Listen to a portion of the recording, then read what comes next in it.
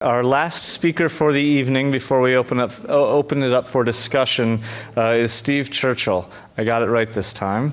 He is a lifelong resident of the Finger Lakes. He currently lives in Seneca Falls with his wife, Valerie. He's also a member of the Seneca County Board of Supervisors, where he serves as the chair of the Environmental Affairs Committee. And he is an ardent supporter of the protection of the Finger Lakes watershed. So with that said, I'd like to welcome Steve Churchill up for his presentation.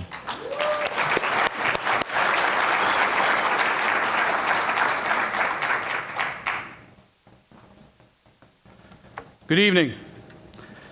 I'm not an attorney and I'm not a scientist or an engineer. I'm just a regular person like most of you folks out there.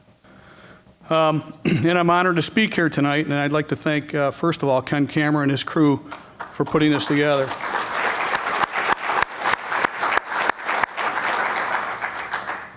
Now, I hear from Tompkins County, and it's very impressive. And I must admit, in Seneca County, we're in the infancy stages. And there's a lot of reasons for that. For one thing, we have a very large landfill, and they've made it pretty easy for us to bury our garbage. In my town, we don't pay anything to bury our garbage in the landfill.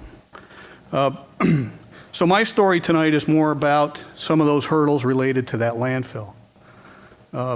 The landfill is a privately owned landfill. We've heard, for the most part tonight, about landfills that are owned by counties. We don't have that luxury. Seneca County really gets no revenues from the landfill. A landfill summit. Who would have thought we'd ever need to convene such an event? But here we are at the second annual landfill summit, and I'm sure there'll be many, many more. Loaded with questions and seeking solutions to an issue that continues to fester and grow like a cancer in our beautiful Finger Lakes region and our home.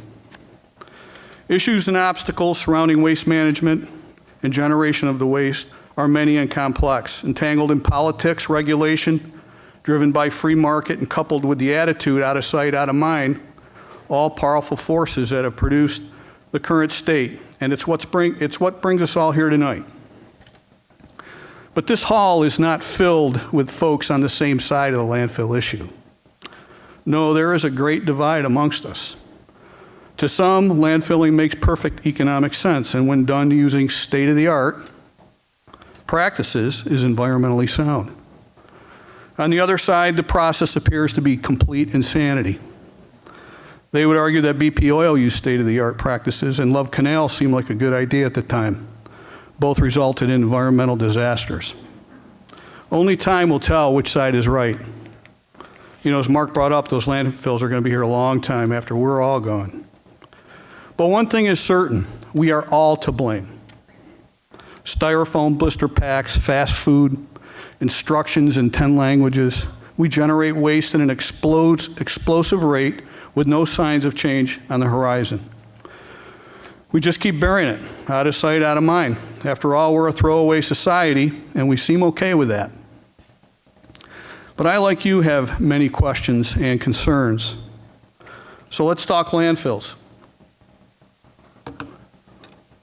In Seneca County, we have a whopper. It can be seen from every county surrounding it.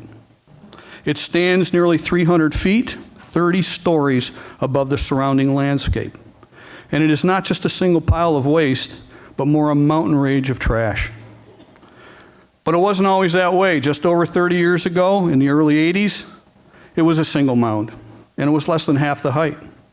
The entire operation occupied an area of less than 100 acres. But change came quickly. In 1983, Seneca Meadows took ownership of the Tantella landfill.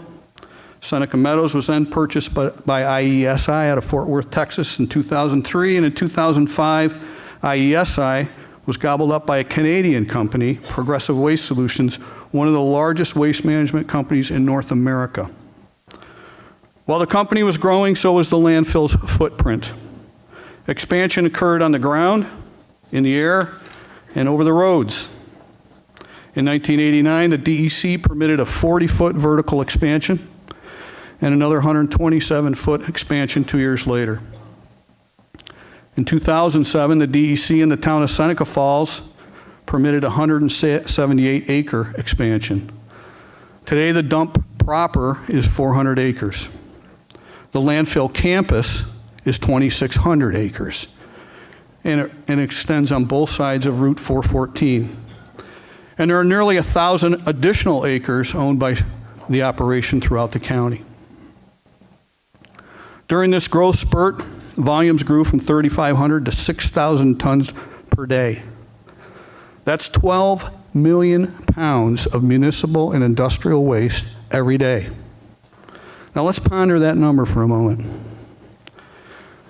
The EPA estimates that on average, each person, each of us, produces 4.3 pounds of waste per day, which, by the way, is 1.6 pounds more than we produced in 1960. So we aren't improving the situation. So let's put it in perspective. If Seneca Meadows were to bury 12 million pounds of just people garbage each day, that would equal the garbage of 5 million people every day. That's a big number. That's a whole lot of garbage, all dumped in a watershed in one of the most beautiful regions on earth. You have to wonder how decisions like this get made. So let's talk about the dollars. After all, it's always about the money.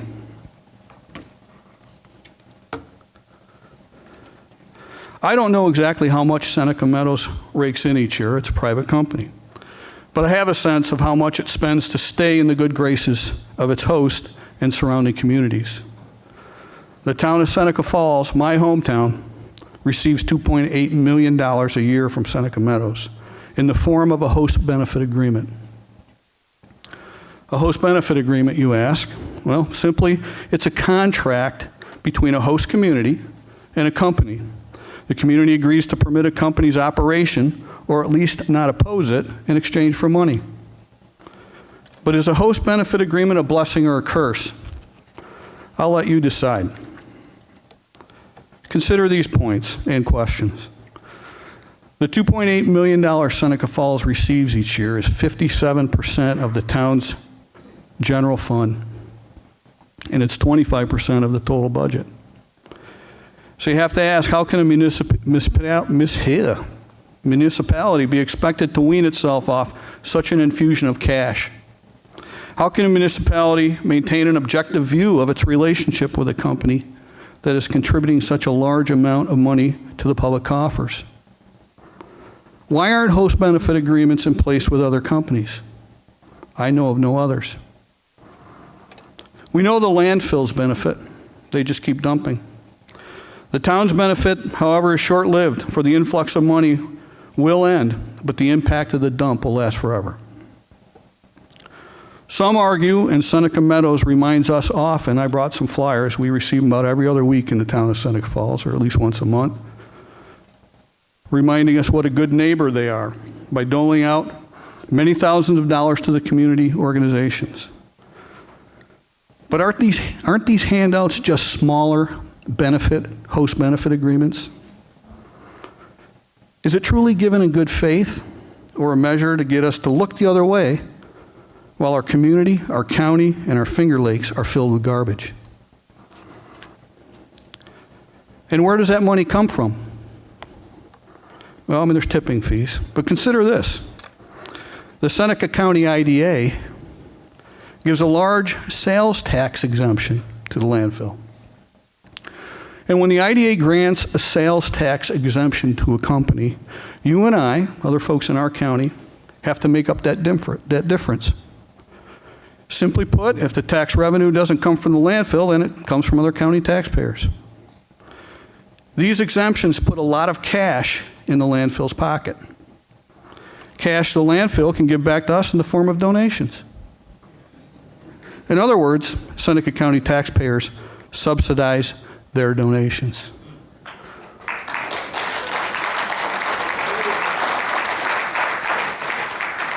So you have to ask the question, why don't they just pay their fair share of taxes like the rest of us?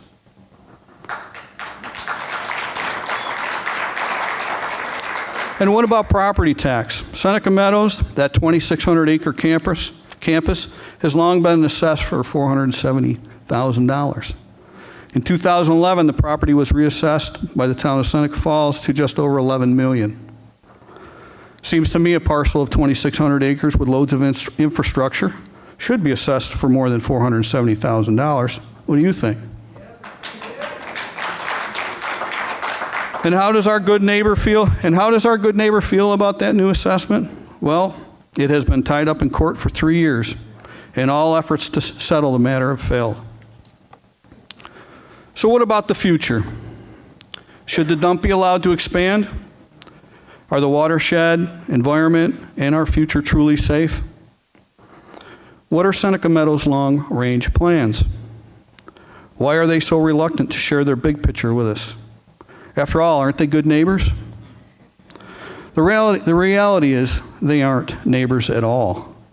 Would you really expect or allow a neighbor to put a 500-foot pile of garbage in their backyard? Of course you wouldn't. They are a landfill, a large company, not unlike any other company, whose primary mission is to make money and satisfy the stockholders. We must not rely on them and their future plans to determine our future. We must forge our own plan for the future, a future without a working, active landfill. Is it possible to survive without the landfill? Absolutely, but we must start to construct that plan today. For their current permit expires in 2023. A private landfill must be properly assessed and pay their fair share in both property and sales taxes. On this point, there should be no compromise. This alone will go a long way in offsetting the dollars generated by a host benefit agreement. In addition, a portion of that current host benefit agreement dollars should be set aside to help ease the transition away from that dump money. And we as elected officials need to protect the Finger Lakes, the watershed, and our home. We need to say it loud and say it often, no more expansions. I, for one, heard the message loud and clear. Enough is enough. Our Finger Lakes has taken more than its fair share of Northeast garbage. No clay mine, no expansion, and no trash trains.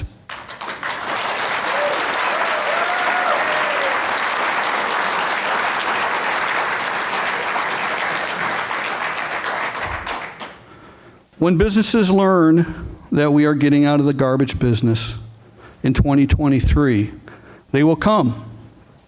But rest assured, they will never come if we don't. In fact, I predict just the opposite.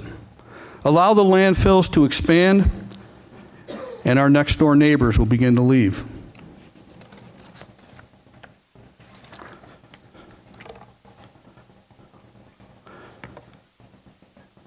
Now, we are doing some things in Seneca County. We've been a leader in recycling. We've been recycling for about 20 years. We've had a voluntary curbside recycling program, and it served us well. The program covers the entire county, and currently the cost to each tax-paying unit is $28 a year. But it's time to up the ante. We must partner and learn from our neighbors, such as Tompkins County, which is achieving incredible diversion rates. And diversion is just a matter, as was mentioned earlier, of will, planning, and good leadership. We need to get people in the right places to make the right decisions. We can and will survive and thrive post-landfill closures. It will be challenging and it may require some sacrifice, but the alternative is bleak and threatens our economy, the environment, and our home, and all that we have worked so hard to build, and that is simply unacceptable. Thank you.